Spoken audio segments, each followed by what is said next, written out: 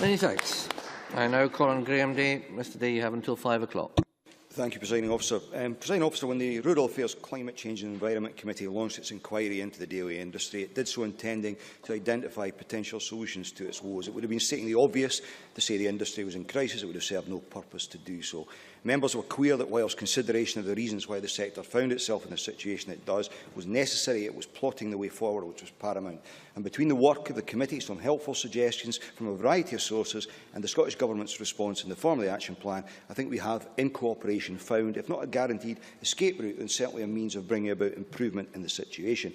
And confidence that we can bridge the gap between the recent crisis and what is predicted to be a brighter medium to long-term future for the sector has surely been helped by recent announcements from First Milk. The committee in its report expressed extreme concern over the situation which had developed there, criticised some of the decisions and management of the organisation, and expressed the fear that unless lessons were learned and the quality of management improved, any support provided could be undermined. And I note Bruce Crawford and Mike Russell's comments, reminding us of the still negatively developing situation for many First Milk farmers. However, the decision to bring in a new CEO, who will, we are told, during April, develop a clear plan to restructure the business based on delivering better milk prices for members, confirm progress with the Government on investment in the Campbelltown Creamery, and looking at partnership options with HIE and Argyll and Bute Council are measures as welcome as they are necessary, because members of that cooperative must never again find themselves in the dire circumstances that many are presently contending with.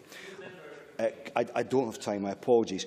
Although the committee's inquiry was conducted rapidly, or snappily as Rob Gibson described it, I think we did cover pretty much all of the bases. If there is a criticism to be levelled at us, then it was perhaps that we did not find an opportunity to meet with Paul Grant, Chair of the Scottish Dairy Growth Board.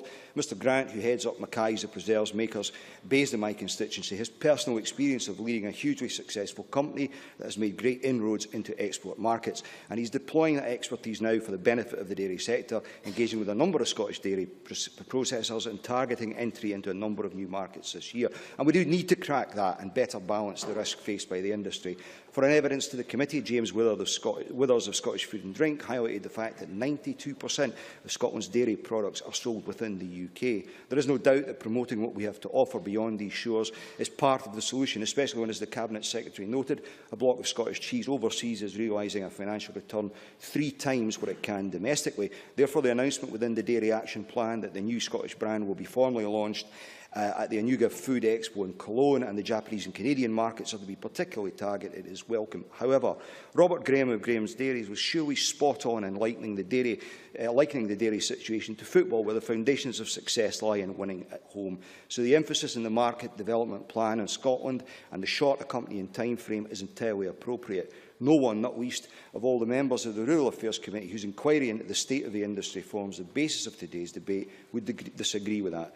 Active engagement with retailers to encourage the backing of Scottish produce in Scottish stores, targeting food service and catering companies to ensure widespread adoption of the food charter and best practice in labelling, working with local authorities to increase this consumption in schools of Scottish cheese, butter, yoghurt and other dairy products.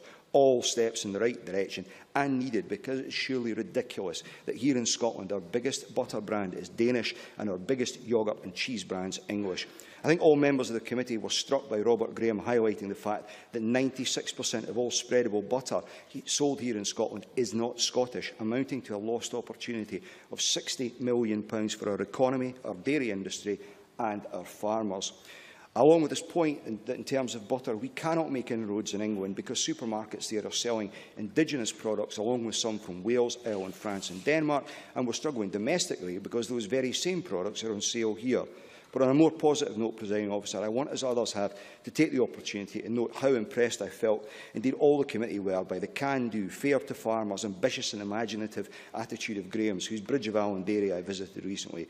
If the dairy crisis has highlighted shortcomings domestically, it has, in the forms of Graham's, also allowed a Scottish success story to be celebrated, as we've heard today, and a genuine Scottish success story. For I think members of the committee, such as Alex Ferguson, Sarah Boyack and myself, were quite taken aback, to put it mildly, with what we learned from an NFUS presentation here in the Parliament on the dairy issue, covering the placing of a kilt on certain dairy products, which in reality had only a tenuous connection with our country. An example being a Scottish spreadable cheddar, which sports a saltire in the tub, but which is made in France. And like Sarah Boyack, I too now look for far more carefully at just how apparently Scottish dairy products are when shopping. Graham Kilpatrick, chair of the NFUS Milk Committee, was quite right when he said retailers need to wake up to the fact that Scottish consumers want and expect to see Scottish dairy products properly labelled and identified on their shop shelves. In fairness to the retailers, they indicated to the inquiry that they would welcome an acceleration of the timetable to extend country of origin labelling to dairy products.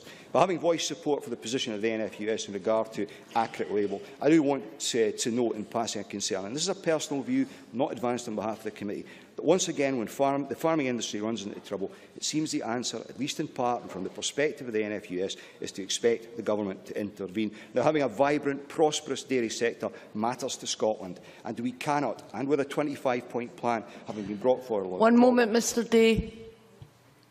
There is far too much noise in the chamber, particularly to those members who have not sat through the debate. Will you please be respectful both to Mr Day and to the people who have? Mr Day. Thank you, Presiding Officer. As I said, we cannot, and with a 25-point plan having been brought forward, clearly will not stand by and watch it fail. Support for our island farmers in particular is vital, and the investment in the Campbelltown Creamery announced today is extremely welcome. But in the broader sense, while the dairy crisis has mainly been precipitated by issues out with the control of the sector, George Jameson of the NFUS admitted in evidence to the committee there was also a specifically Scottish factor at work, that there was a particular lack of modern investment in Scotland, both in terms of processing and marketing, and that didn't just happen overnight. So I hope the NFUS, under new leadership as it is, will ask itself what in that general sense its role going forward should be, whether rather than reacting to crises when they arise by demanding action from government, or they seek to influence the relevant parts of the industry to get their house in order before the crisis is reached. And to be fair, there have been some positive signs over recent days. Presiding Officer, I'm conscious of time. Got 1 minute 30 left. Thank you very much. Presiding Officer, there are aspects of the committee's report and the government's action plans that I have been unable to cover in this summing up, for which I apologise, but I need to move to concluding, and will do so by thanking everyone who contributed to the committee's inquiry and expressing the hope that those supermarkets that were so reluctant initially to engage with us will, having read the report of the committee, realise that we were never out to monster them, although it should be said the revelations of Christine Tackon did little for the image of the sector. As we acknowledged in our report, they did ultimately provide informative and helpful evidence to us. However, we do expect that they will come good on the various commitments they gave to being willing to give consumers fair access to Scottish dairy produce. Chris Brown of ASDA gave an example and evidence involving 6 new dairy suppliers coming under the supplier Academy umbrella and seeing a 300% increase in average sales. When we get the right products in the right place, the right customers, the sales are there, he said. So coming good on the commitments that they made will pay off for the supermarkets and the supply chain, leaving everyone the winner. As the committee concluded in its report, we want everyone involved to work towards a sustainable, equitable and profitable dairy sector in Scotland, where all producers are paid an appropriate price for the goods they produce, and where customers can make informed decisions about what to buy based on clear information about where produce comes from and how much it costs to produce. Presiding Officer.